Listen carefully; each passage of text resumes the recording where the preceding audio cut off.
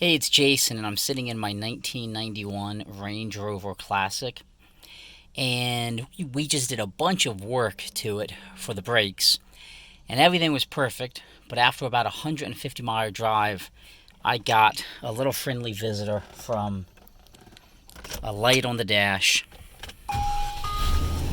specifically the check engine light. So I was a little alarmed because I thought the truck was finally in a position where it should be, and it idles okay. It starts right up, it's idling okay, it's running okay, and when the light came on, it actually continued to drive okay. But on the 91 Land Rover Range Rover Classic, you do have under the passenger seat a little screen that you can read codes. And you can see here, I have code 48. This is just the passenger seat. You unscrew this, you pull off the plastic side panel, and you can see error code 48. Now, we actually went and unplugged that module. I unplugged the battery, did a lot of work because I thought it would reset it. So my rationale was, let me just reset everything and drive it a little bit and see what happens. Well, as soon as I would turn the car on, it would just come right back. So I did some more research, and I'm told it is the stepper motor.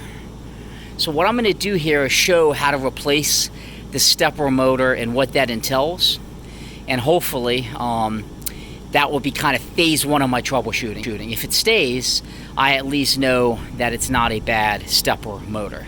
So the idle control stepper motor, basically, I've learned call it like the idle speed control valve.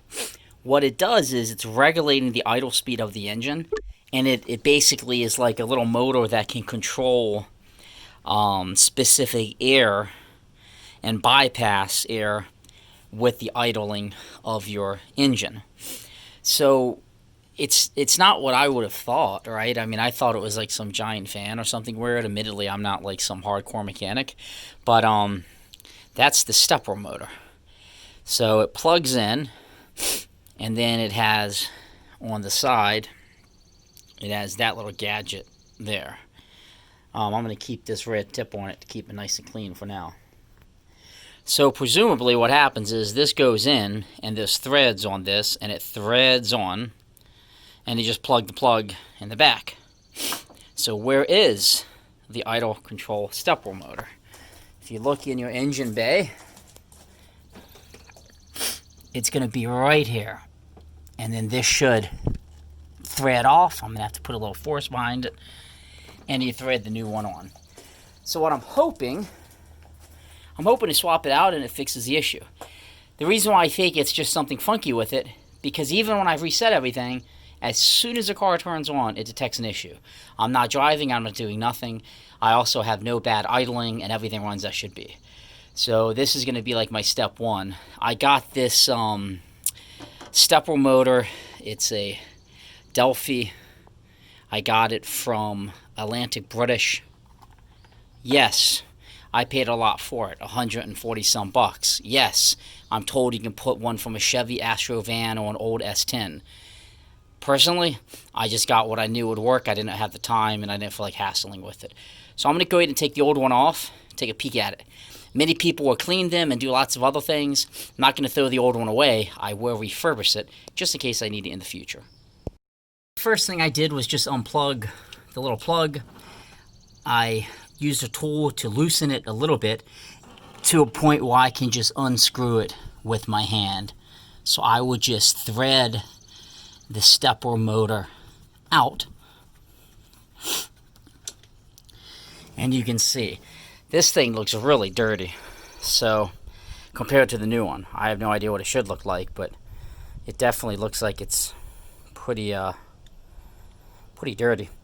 So I will put the new one on, and we'll see what happens. One screwed in. I very gently tightened it just a little bit with a tool. I didn't want to like over thread it or something. I plugged it in, and now I will start the car and see what happens. Okay, so I have everything all buttoned up, and I'm going to go ahead and start it. And what I did do, I unplugged the battery, temporary, just to reset everything, and then I'll plug the battery back in, and then I'll restart it, and I expect not to see the engine light on.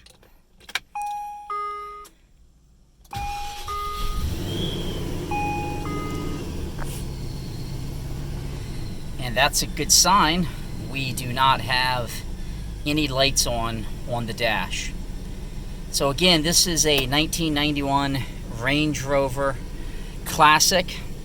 It had the check engine light on with air code 48, and it turns out it was the stepper motor, which handles idling and everything. Now, one could very well say, if that got dirty or damaged, there's a reason why. So, I'm going to keep an eye on things. I'm going to do a little more investigation, and I will clean the old one and probably pop it in and see if that fixes it. But it's good at least that the engine light's gone and that everything's running as I would expect, and hopefully we can continue to have fun with this 91 Land Rover Range Rover Classic.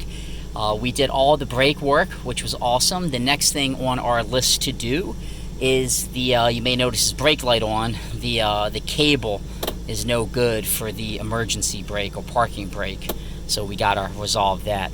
But as always, I appreciate you tuning in and watching, and I hope you've enjoyed the journey so far of everything we've done with this 91 Classic.